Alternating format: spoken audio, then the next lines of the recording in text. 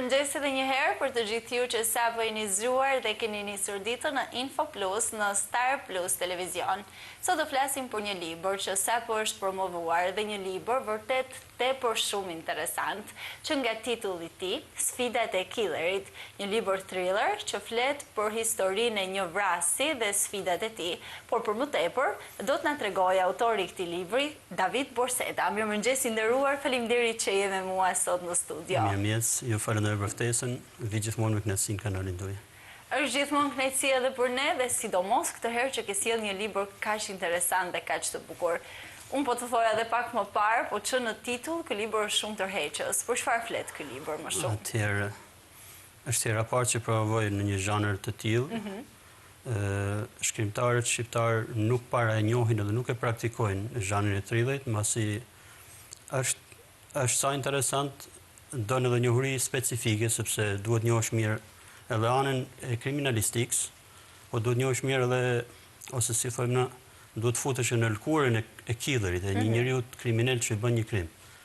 Po për mua si shkrimtar, nuk është as pak e lehtë, sepse duhet të dyzoj portretin tim në dy konkretisht në rastin e detektivit apo edhe të killerit, pra duhet hyrë në dy role. Nuk e di se e kam arrit, por besoj që kam të paktën atë qëllimin tim, ose atë njësinë time, sidoqë me transmetuar nëpërmjet librit, besoj që e kam marrë të bëj mesazhin. Bëhet fjalë për një histori që jo rastësisht unë qëllimisht e kam vendosur në Amerikë. Është një shtet ose një qytet i vogël në Missoula, diku në veriperëndim të Amerikës, Shtetet e Bashkuara të Amerikës, gati në kufi me Kanada'n. Kam gjetë një pozicion, një ambient, një qytet shumë i vogël me vetëm 5000 banor, sepse nëse ndodh një krim në New York, nuk përbën një çudi. Ashtu si edhe në Tiranë, nëse ndodh diçka, si ka shku 1 milion, nuk. Kurse në një vend të tillë, aq të qetë, edhe aq paqësor, një ngjarje e tillë mbetet si vrag në historinë e tyre. Po, patjetër. Sa kohë ka marrë ky libër të shkruash, që në momentin e parë që e vendose të shkruash dhe deri në momentin që vendose ta promovosh si libër? Ndoshta 6 muaj, por që është vu pika, e ka dhe datën fund, libri ka marrë në tetor të vitit kaluar. Në tetor të vitit të kaluar. Por jam marrë prapë mrapa me rishqyrtimin e tij, me një lloj redaktimit, me gjithë redaktimin profesional e ka bërë profesor Zja Vukaj, cilin unë e falenderoj. Çfarë falenderojmë shumë. Kryetari i shoqatës shkrimtarëve. Ka bërë një punë cilësore, sepse sa do mirë të shkruajmë ne ose pretendojmë që shkruajmë mirë, e gjithmonë dëgjojnë gabimet e veta, të cilët ne venduke me dashamirësinë më të madhe. Ai ka bërë një punë cilësore, e falenderoj edhe djalin sepse kopertinën e ka bërë Imbir Piero. Një libër tepër interesant, nga kopertina i Lumdora Piero, sepse është një djalë fantastik që unë gjej rastin ta përshëndes dhe ta falenderoj, dhe patjetër që një përbërje tepër interesante, por ti the që 6 muaj. Unë mendoj se nuk është shumë, është një libër që është shkruar në një kohë të shkurtër apo jo? Në fakt, unë kam një natyrë edhe me poezinë, unë punoj avash. Nuk është se ngutem ose nuk është se kam gjithmonë tendencën me kriju diçka dhe me e nxjerr në treg. Ndoshta jam në krijuesit më të avash në Shkodër, sepse i la xhanët me shku në momentin e duhur. Ashtu si marrim një shembull thjesht, nëse ne donim me bë një bukë, ajo do në kohën e vet kur vjen brumi, kur piqet edhe kaq më atëherë mund të bëjmë libra me seri sa do.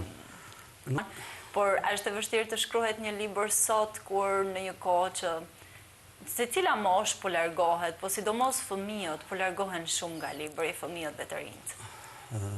E hasim shpesh këtë tematik edhe është e drejtë, është me vend. Kjo që thoni, por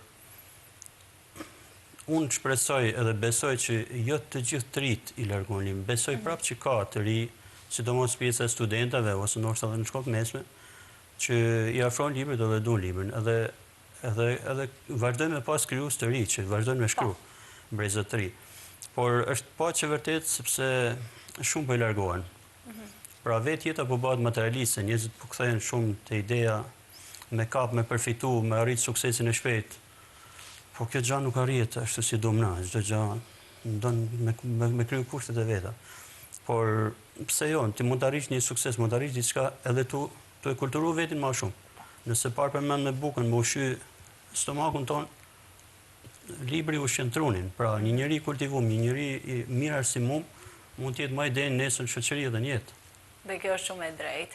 A do t'i afroj ky libër të rinjt, pavarësisht se është shumë interesant, që në titull siç unë e përmenda, një tematikë interesante që unë besoj që do t'i afroj të rinjt tek leximi. Besoj që po. Vetë tematika, siç e thash më parë, jo shumë prej ne shkruajmë në këtë zhanër. Thriller është pothuajse i panjoftun ose vjen si kulturë importume. Qysh fëminin të eme në rrit me ato libra që i quashin libra gjallu, librat e verdh, ose librat e ndalum për mu lexu, edhe pikërisht njeriu bën atë që tjerë i thonë mos e bën. Pra ato që ishin të ndalum, ato i kërkoshim më shumë. Edhe sot besoj që vetë libri të grish, pra nëse është interesant ti do ta kërkosh, do ta lexosh. Patjetër. Çfarë bën kaq interesante? Mund na shpjegosh pak a shumë ti? Fillesa e saj, pra ideja për me bërë këtë libër është thjesht diçka krejt momentale. Unë gjendem në një lokal të pi kafe, në një moment që shkoj me la durt, në lavamand shoh një qym me floku, një fije floku. E beson se prej saj lini komplet ideja e romanit. Pra një ide, nëse unë e marr të fije floku, edhe bëj një krim, edhe vendos diku, pra policia do shkojnë me kërku këtë person. Po në kohë që ato kërkojnë edhe gjenë këtë person, unë jam 2000-3000 km larg. Edhe për me vu një histori të tillë, prandaj zgjolla Amerikën. Unë nuk e njoh Amerikën, s'kam ngjen kurrë, por kisha qef me vu edhe vetin në sprov, sepse ato kanë teknika tjera të zhvilluara, kanë një laborator të kriminalistik, janë fjala e fundit. Edhe diku e përmend aty që sa më shumë që evolon teknologjia dhe shkenca, aq më shumë më të sofistikuar bën edhe killerët, edhe kriminalët. Sepse është një garë që ruan balancën e vet. Aty filloi gjithçka, nga një fije floku. Pastaj, e njëjta gjë ndodh me personazhin. Është një person që rastësisht diku gjen një person hell një bish cigare, pasi ka konsumuar, edhe bën përshtypjen se ai flite anglishtën e ashpër, pra ishte një shtetas rus. Edhe ky e merr atë bish cigare, diku merr një bish tjetër, diku merr një fije floku dhe disa prova i ruan. Si lind ideja që një person krejt normal bëhet killer. Këtu e ka fajin sistemi, e ka fajin ajo politika, sepse ngjarjet fillojnë në vitin 2020, në kulmin e pandemisë. Kena të bëjmë me një person që është izolu, në jetë i poshtnum, në jetë i shfrytzuar, i pa vlerë, sepse diku është ushtria, diku policia. Pra kena dhe ato raste që ne nuk e harrojmë, ku në Amerikë njerëzit edhe rraheshin me njëri tjetrin për leta higjienike nëpër markete, pra ishte diçka që kalojnë në ekstrem. Edhe aty ky person thotë, nëse unë bëj një krim, edhe sfidoj shtetin, a mund shteti më kap mua? Edhe kjo pyetje që shoqëron deri në fund librin. Ai nuk sfidon një polic, as një komisariat, sfidon një shtet si Amerika. Një shtet si Amerika, shtetin më të madh të botës. Edhe ja del që ti jetë gjithmonë në luftë me ta, edhe në fund e dal ky i fitu. Në fund del i fituar, shumë interesante dhe libri vërtet është shumë tërheqës. Dhe besoj të gjitha ata të rinj që do të na dëgjojnë këtë mëngjes do të jenë shumë të interesuar që ta lexojnë. Besoj që po. Besoj edhe unë që po. Mendon se ka edhe grup mosha të tjera që do të tërhiqen shumë nga libri, pasi vërtet është tematika interesante, shkrimi interesant, Amerika, toka e ëndrave për të gjithë ne, sidomos për shqiptarët, ka qenë gjithmonë toka e ëndrave. Janë shumë detaje që ndërthuren dhe do të jetë shumë libër interesant për të gjithë. A mendon edhe ti këtë pjesë? E mendoj edhe ndoshta kjo është edhe një ndër ato tendencat e mia që ngjarjet ishte në një vend të tillë, edhe pse jo të grishi sa më shumë lexuesin dhe ta bëj sa më interesant si tematike, si libër. Unë i premtoj lexuesve që është një temë që nuk e kanë hasë askund, edhe nuk ngjason me asnjë histori që kanë lexuar, kanë një apo kanë pa një dokumentar për krimet. Është diçka krejt unike dhe besoj që kjo i në vlerën e duan. Një libër special. Mandej, për sa i përket moshave, ne kena grup mosha të caktuar, por që ato që e kanë dashur librin shumë janë moshat e mëdha. Po. Pra bëhet fjalë për moshat mbi 60, po bëhet fjalë edhe për moshat e mesme, të cilët janë edukuar herët me librin edhe vazhdojnë ta ruajnë atë. Po pse jo edhe të rit? Patjetër, që janë edhe të rinjt. Dhe mua më vjen keq kur ndonjëherë paragjykohemi që nuk lexojmë, po ka realisht të rinj që ende lexojnë dhe janë të përkushtuar. Unë mbroj këtë pjesë që të rinjt lexojnë edhe krijojnë. Sepse edhe në shoqatën tonë të shkrimtarëve kena të rinj që vijnë herë pas here dhe aderojnë, banë pjesë e shoqatës, edhe kjo është një sukses edhe për ne, sepse në fundit kjo është edhe qëllimi. Që të kena sa më shumë të rinj edhe sa më shumë botë brenda krijimeve të tyre. Po nëse dalim pak tek shoqata e shkrimtarëve, pasi ditë të cilën e përmende, jam shumë kurioze të di si funksionon një shoqatë e tillë, pra një grup shkrimtarësh, si funksionon, si mblidhen, si është krijuar. Atje shoqata ka parametrat edhe përgjegjësitë e vetë si çdo organizëm tjetër i mirë organizuar. Është e licencuar është vetëm në veri që mulon letërsinë apo artin e të shkruarit. Kryetari Zia Vukaj është vazhdues i iniciativës të ndjerit profesorit Skënder Temali, pasi ishte ai që e filloi. Po në fakt historia është edhe më larg me Skënder Drinin e me të tjerë, sepse Shkodra ka pas gjithmonë figura ikona për sa i përket letërsisë, edhe me të drejtë krenon edhe na, sepse ti je pasuesi tyni sado i vogël qofsha para tyne, por gjithsesi është një pjesë e krenarisë, sepse po ecim në gjurmë të tyne. Nuk do të arrijmë kurrë suksesin e tyne dhe atë ilaritet që patën ato, atë pritje ose atë respekt që gëzuan popull. Po sa do pak pse jo. Besoj që do e arrijmë edhe ne. Shoqata mblidhet, ka programin e vet, mblidhet shpesh, bëjmë edhe takime, bëjmë mbledhje, bëjmë diskutime, marrim pjesë për promovime të reja, i nxisim të rinj për me promovu dhe mu afru të ne, ose i këshillojmë edhe shtëpitë botuese ku mund të ndihen më komod, me çmime më të arsyeshme, me një cilësi më të mirë, sepse një krijues i ri ka nevojë edhe për orientim. Patjetër që po. Mandej i favorizojmë sidomos kryetari, është gjithmonë i gatshëm me bërë redaktimet, me bërë korrektimet detare, sepse duhet patjetër që t'i bëjë një dorë e mirë fillt. Është edhe kjo pjesa e takimeve letrare, ndonjëherë edhe në për shkolla, pse jo, me ofru dhe të rit edhe fëmijët në botën e librit. Kjo është një pjesë e saj, nuk është se ka një volum shumë të madh organizimit, por çdo gjë është në kohën e vet, çdo gjë është e programuar që të shkojnë mirë. Ndoshta jo një volum të madh organizimi, por një mbështetje e madhe për të rinjt, për çdo që dëshiron të promovojë apo të shkruajë një libër, një mbështetje vërtet e jashtëzakonshme dhe shumë e madhe. Por ti përmende e vetmja në veri, në një vend ku gjithmonë kanë shkruar, gjithmonë e kanë dashur librin, pse mendon që është e vetmja në veri? E vetmja me këto përmasa. E vetmja në këto përmasa. Sepse nuk mund të lë pa përmend, edhe Lezhë ka një shoqatë të tillë, por ndoshta më modeste, po me krijues të mirë. Për vendet, qytetet e vogla nuk jam shumë informuar, po besoj në përmasat të tilla Shkodra e mulon komplet veriun. Patjetër që po. Pastaj është edhe diçka tjetër që ne kena si prioritet të shoqatës tonë. Çdo vit ne botojmë një libër, që është libri i shoqatës, dhe ka mbyll edicionin 90, do të vazhdojë 11. Sa bukur. Aty mblidhen të gjithë poetët e kohës që janë të gjallë, dhe prej të më i malli deri të më i vogël, deri të më i riu. Kjo është edhe një spunto ose një përkrahje e madhe, sepse një krijues i ri kur vjen aty dhe gjen veten në një libër me emra si Zia Qela, si Skënder Drini, si Zia Vukaj, është krenari për ta. Është krenari dhe është edhe një mes. Ndoshta edhe ne vetë nuk e kuptojmë sa ndihmë japim atyne. Sa rëndësishme është kjo ndihmë për të gjithë këta të rinj nga shoqata? Është shumë e rëndësishme sepse sidomos në botën e poezisë. Unë shpeshherë kam thënë që çdo njeri është poet brenda vetes tij, brenda shpirtit të tij. Por dikush e merr kurajon me ekspozuar atë që ka kriju, dikujt i metën nëpër cepa librash, nëpër fletore ose të harruar dikun. Edhe kjo është më e keqe. Sepse nganjëherë mendoj se ato që nuk bëhen poet ndoshta janë ose do të ishin edhe më të mirë. Edhe marti. Sepse bota e mbrëmshme është e mbrëmshme, është e padukshme. Atëherë, nëse ty ta ka dhënë Zoti këtë dhon ti duhet ta ndash me të tjerët. Sepse edhe lulet janë të bukura sepse janë natyrë. Nëse ato do të ishin diku të rrethuar me një mur të lartë, ne nuk do shihshim bukurinë e natyrës. Kur ekspozohet, atëherë edhe kështu funksionon me librin. Paktën me poezinë, mandej zhanre të tjera janë më specifik.